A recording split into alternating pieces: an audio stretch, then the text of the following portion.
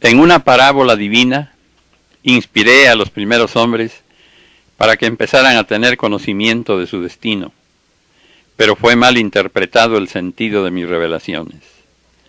Cuando se os habló del árbol de la vida, de la ciencia, del bien y del mal, del cual comió el hombre, solo se os quiso dar a entender que cuando el hombre llegó a tener conocimiento suficiente para distinguir entre lo justo y lo injusto y comenzó a ser responsable de sus actos, desde entonces comenzó a recoger el fruto de sus obras. Muchos han sido los hombres que han aceptado que todas las lágrimas de este mundo han sido causadas por un pecado de los primeros pobladores. Y en su torpeza para analizar la parábola, han llegado a decir que Cristo vino a lavar con su sangre toda mancha. Si tal afirmación hubiera sido cierta, ¿por qué, a pesar de que aquel sacrificio ya fue consumado, los hombres siguen pecando y también sufriendo? Jesús vino a la tierra para enseñar a los hombres el camino de perfección, camino que enseñó con su vida, con sus hechos y con sus palabras. Sabéis que Dios dijo a los hombres: creced y multiplicaos, y henchid la tierra. Esa fue la primitiva ley que se os dio, oh pueblo. Más tarde, el Padre no pedirá a los hombres que tan solo se multipliquen y que la especie siga creciendo, sino que sus sentimientos sean cada vez más elevados y que su espíritu emprenda un franco desarrollo y desenvolvimiento. Mas si la primera ley fue la propagación de la raza humana, ¿cómo concebís que el mismo Padre os aplicase una sanción por obedecer y cumplir con un mandato suyo?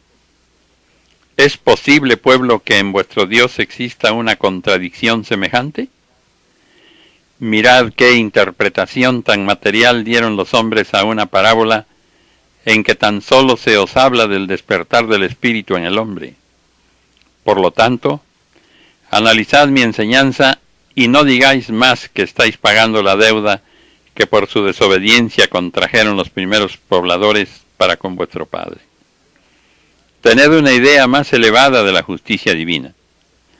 Yo os he dicho que hasta la última mancha será borrada del corazón del hombre, mas también os digo que cada quien deberá lavar sus propias manchas. Recordad que os dije: con la vara que midiereis, seréis medidos, y lo que se siembra se cosecha. Este es el tiempo en el que podéis comprenderme cuando os digo: creced y multiplicaos, que esto debe ser hecho también espiritualmente, y que debéis henchir el universo con vuestras buenas obras y con pensamientos elevados.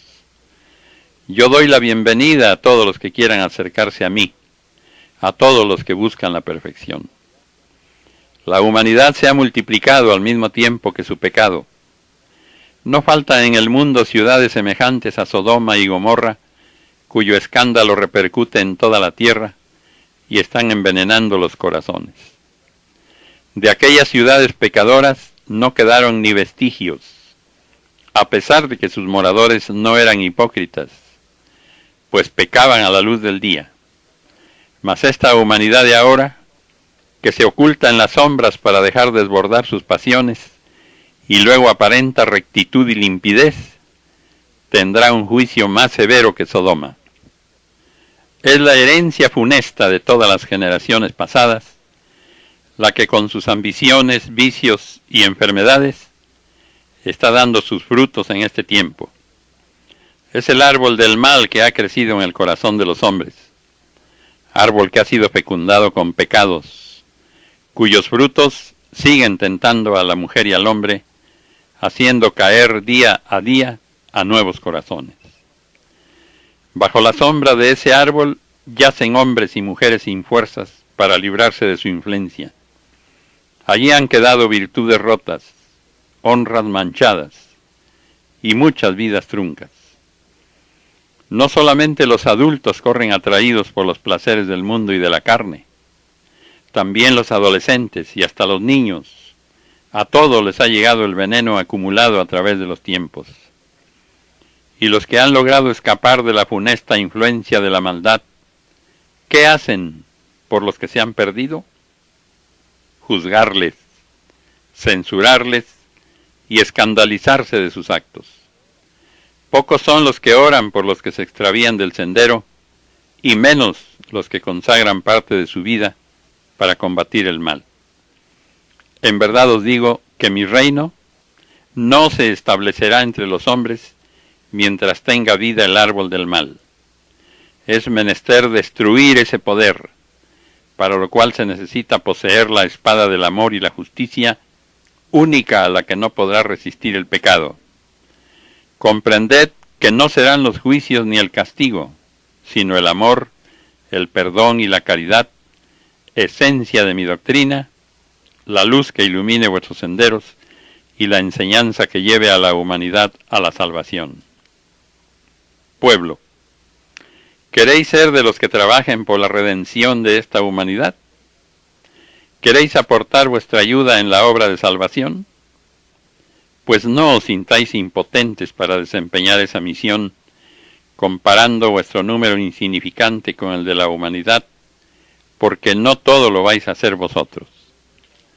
Comprended que cada uno de vosotros que se aparte de un mal sendero, hará que el poder del mal pierda parte de su fuerza, que vuestra vida, si es recta en sus obras, palabras y pensamientos, dejará a su paso una buena simiente, que vuestros consejos, si brotan de un corazón preparado, tendrán fuerza para realizar prodigios, y que la oración, si nace de un pensamiento de piedad y de amor, será un mensaje de luz para aquel por quien pidáis. Las fuerzas del mal se han fortalecido. Los hombres trabajan para encontrar las armas con que descargar su odio, su venganza y envidia. Los hombres de ciencia dedican su vida estudiando los medios más poderosos para destruir a quienes consideran sus enemigos. Mas en verdad os digo que en esa lucha todos perderán, porque mi poder solo estará del lado de la justicia, del amor, de la razón y de la verdad. Cuando se unan en pensamiento todos los que oran y los que sufren, y viendo el caos en que se precipita la humanidad, conviertan su dolor en enseñanzas y buenas obras, yo les confiaré mi espada invencible, para que corten rama tras rama del árbol del mal, que tantos frutos de muerte ha dado a los hombres. Los frutos del reinado del mal no prevalecerán. En cambio será la luz la que reina en todo lugar y en todo espíritu. Mas sabéis que el hombre, por razón de su libre albedrío, tuvo flaquezas desde su origen, por las cuales conoció el dolor, el trabajo, la lucha, las tinieblas, las caídas. Todo estaba previsto y dispuesto para que el espíritu encontrase el camino de su evolución. Entonces el Padre le reveló su ley por medio de la conciencia, para que conociese el camino de la luz y la armonía con la divinidad y con la naturaleza. Y desde entonces la intuición le reveló al hombre la existencia de su propio espíritu, cuya conciencia, que es mi propia luz, le enseñó a distinguir el bien del mal, e interiormente le indujo a marchar por el camino recto. Y entonces el Padre preparó para el espíritu del hombre el camino y el santuario. En el principio de los tiempos, el Señor dejó que la humanidad se multiplicara y poblara la tierra, y manifestó su existencia, su presencia y su justicia, hablando a los hombres por medio de los elementos que unas veces pródigos y otras hostiles e inclementes corregían los yerros o premiaban los buenos actos. A los que no han cumplido con mi ley, les estoy invitando a penetrar en ese camino, y pronto llegarán a mí y les diré: no es una ley nueva la que en este tiempo os presento. Es la misma que escribí en la conciencia del primer hombre y que después di a conocer clara y precisa por conducto de Moisés. ¿En qué me inspiré para crearos? En mi amor, porque antes de formaros ya os amaba en mí. Amaba el Señor a los que habían de ser sus hijos, mas también quería sentirse amado por ellos. Para los hijos formé la naturaleza, los elementos, los mundos o moradas, para que pudieseis disfrutar de la vida material y empezar así una jornada de perfeccionamiento y elevación. Di a los espíritus un cuerpo material donde pudiesen reflejar sus sentimientos y sus potencias, guiados por la conciencia. Al hombre así formado y dotado, le concedí libre albedrío. En su interior deposité la hoja de mi ley y de mi justicia, y le puse en el principio del camino. Sin esa ley interior, el hombre jamás me hubiera reconocido, comprendido, ni amado. Mas la conciencia, que ha sido el faro que ilumina el camino y la voz que aconseja el bien, os han hecho comprender las manifestaciones del Padre hasta llegar a este tiempo en que el Espíritu encarnado se manifestará libremente y se impondrá a lo superfluo y a lo material. Si alguno me preguntase cómo se guiaba el pueblo del Señor antes de que fuese conocida por ellos la ley que Moisés recibiera del Señor, les contestaría que antes que a Moisés, envié al mundo espíritus de gran luz, patriarcas y profetas, los cuales traían la ley en la luz de su conciencia para enseñarla con sus obras a todos sus semejantes.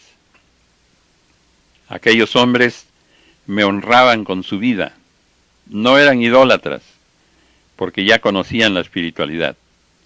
Tenían sentido del amor y de la caridad hacia los demás. Sabían recibir en sus tierras al extranjero y dentro de su hogar eran hospitalarios para el viajero fatigado. Para todos tenían a flor de labio una buena palabra y un consejo sabio. Mas no todos los hombres han sabido guiarse por la voz de su conciencia, porque ello requiere espiritualidad, y los sentidos de la materia no la comprenden. Por eso fue necesario que vuestro Padre se manifestase en varias formas entre la humanidad para explicar la ley y revelarle las enseñanzas divinas. Vos, pueblo, que estáis escuchando esta palabra en el tercer tiempo y que aún conserváis algo de aquella simiente que os confiara en los tiempos pasados, comprended que debéis de limpiar de egoísmo y de materialismo vuestro corazón para que pueda llegar a vosotros el instante feliz en que volveréis a seguir vuestra vida, guiándola por los dictados de vuestra conciencia, como lo hicieran aquellos primeros iluminados, como Abraham, del cual brotó el pueblo que en todos los tiempos ha sido el depositario de mis revelaciones. Oídme. Dios desde el principio de la vida humana se manifestó al hombre como ley y justicia. El Espíritu Divino se materializaba ante la pequeñez y la inocencia de las primeras criaturas, haciéndoles oír su voz humanizada y comprensible. La sensibilidad de aquellos seres despertó hasta saber interpretar al Padre a través de la naturaleza. Cuando vivían en la obediencia, experimentaban la caricia divina a través de cuanto les rodeaba. También sabían del tropiezo y la amargura que les indicaba que habían faltado ante su Señor. Hice que brillara en ellos la luz de la conciencia, que había de ser en la jornada el faro, el juez y el consuelo. Instintivamente los primeros hombres supieron que aquel Padre invisible siempre ordenaba el bien, y que esa orden constituía la ley en la que deberían vivir. A esa luz interior le llamasteis la ley natural. Más tarde, cuando el hombre se multiplicó, y en su multiplicación se olvidó de cumplir con aquella ley, desoyendo la voz de su conciencia y apartando de sí todo temor, el Padre, que había seguido al Hijo en su destierro, le envió hombres dotados de elevado espíritu, por su virtud y sabiduría, para recordarles el camino del cual se habían alejado. Antes de la creación de la materia, ya eran los espíritus. Brotaron de mí inocentes, mas para que supieran de quién habían nacido, cuál era su destino, y quiénes eran ellos mismos, les hice oír mi voz diciéndoles: He aquí a vuestro Dios. Yo soy vuestro Padre. soy el espíritu de amor, mas si vosotros habéis brotado de mí, tendréis que desarrollar y comprender esta esencia. Vivid, caminad, conoced y perseverad en el bien. Que esta voz que habéis oído sea eternamente luz sobre vuestro espíritu. Ella es vuestra conciencia, la cual os hará retornar a mí ya no como niños recién nacidos, sino como seres desarrollados en la virtud, en la experiencia y en todas las potencias que os he dado. Entonces me amaréis, me conoceréis verdaderamente y estaréis en armonía con todo lo existente. Pueblo. En aquel tiempo Juan, llamado también el Bautista, bautizaba con agua a los que creían en su profecía. Este acto era un símbolo de la purificación del pecado original. Él decía a las multitudes que llegaban hasta el Jordán para escuchar las palabras del precursor: He aquí que yo os bautizo con agua, mas ya viene aquel que os bautizará con el fuego del Espíritu Santo. De ese fuego divino nacieron todos los espíritus, brotaron limpios y puros.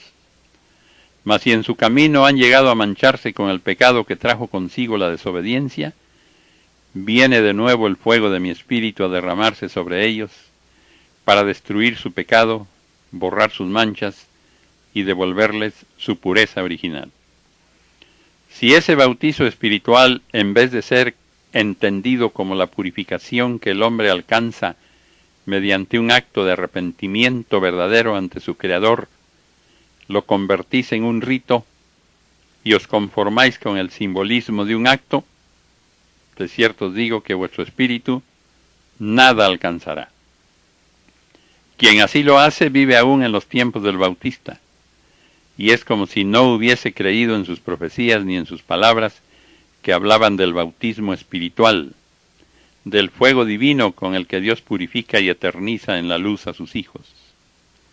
Juan llamaba a los hombres en su edad de adultos, para derramar en ellos aquellas aguas, símbolo de la purificación. Llegaban a él cuando eran ya conscientes de sus actos y podían tener ya la voluntad firme para perseverar en el camino del bien, de la rectitud y de la justicia. Ved cómo la humanidad ha preferido practicar el acto simbólico de la purificación por medio del agua, en lugar de la regeneración verdadera por medio del arrepentimiento y del firme propósito de la enmienda que nacen del amor a Dios. La ceremonia no implica esfuerzo alguno. En cambio, purificar el corazón y luchar por permanecer en la limpidez sí significa para el hombre esfuerzo, vigilia y hasta sacrificio.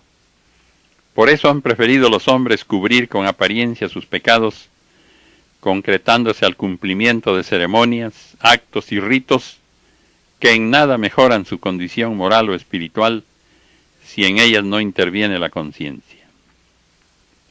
Discípulos, esa es la razón por la cual no quiero que entre vosotros existan ritos, para que no por cumplir con ellos os olvidéis de lo que verdaderamente llega al espíritu. El pecado original no viene de la unión del hombre y de la mujer. Yo, el Creador, establecí esa unión diciéndoles a ambos: creced y multiplicaos. Esa fue la primera ley. El pecado ha estado en el abuso que han hecho del don del libre albedrío. Preparaos para seguir recibiendo en vuestro seno a los hijos que yo os confíe. Tened pleno conocimiento de vuestra misión y de vuestra responsabilidad. Esa luz la hallaréis en mi doctrina.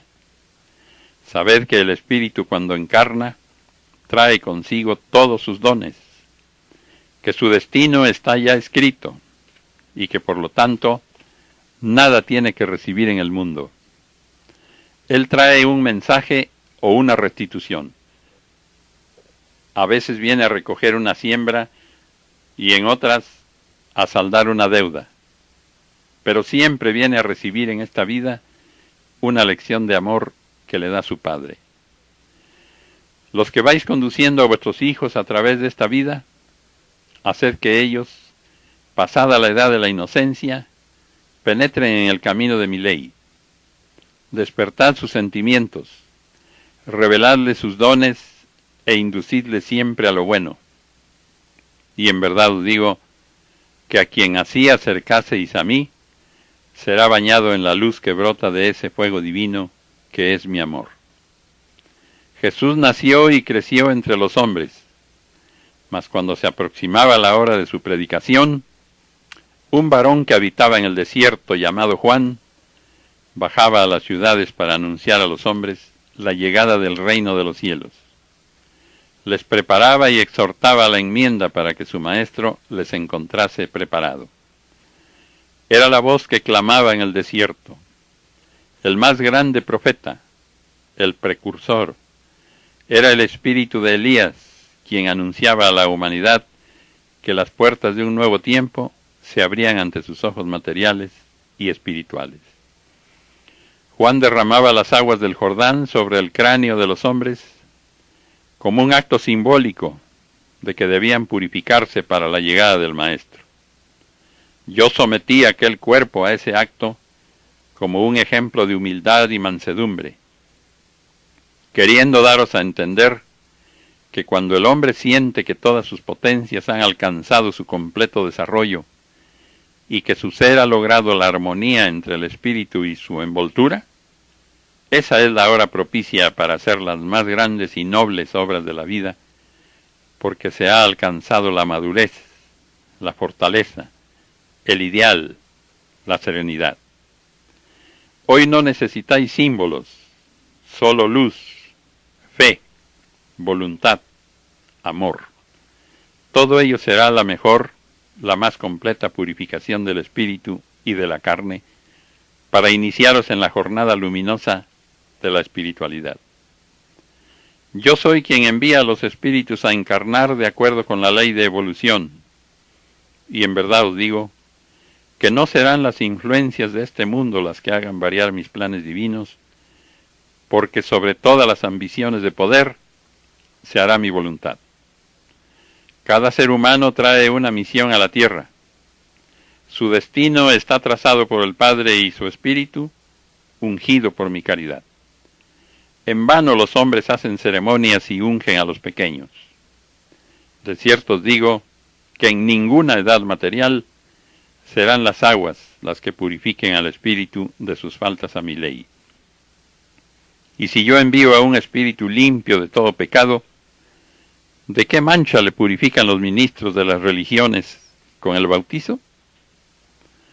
Tiempo es de que comprendáis que el origen del hombre no es un pecado, sino que su nacimiento es el resultado del cumplimiento de una ley natural, ley que no solo el hombre cumple, sino todas las criaturas que forman la naturaleza.